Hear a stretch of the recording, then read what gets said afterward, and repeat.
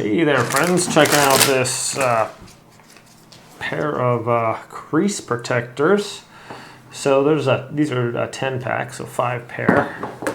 So it has marked on the left and right.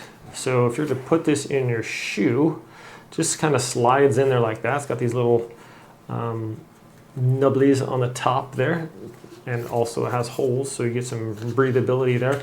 But basically, if you're supposed to bend your shoe, it keeps it from like the crease in the front from bending in that one portion all the time, so the leather kind of breaks down or whatever, to like kind of protect your shoe. So this slides right into your shoe like that, and yeah, they just fit in there. And my son has them in his shoes. He says they're not uncomfortable or anything, don't really bother him, and they just go in there to help like protect your shoe from getting breaking down. So when you're bending, you step forward or whatever, it doesn't allow the crease to bend right there, I guess. So anyways, my friends, interesting little item here. It's something I've never even heard of before. Thanks for watching this video. Hope it's helpful. Let me put some in some shoes for you.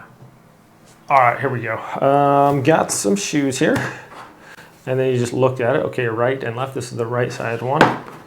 So I'm just gonna slide this right inside my shoe there. It should just go in there nicely. All the way to the end.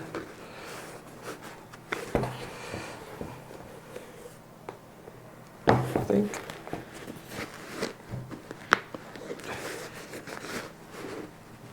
Okay, I think I got it down there. Those little nubblies keep it from moving forward. All right. Now we can see just the difference right here. Just put a little bit of pressure. It's creasing right there. And then not so much right there. It's protecting it.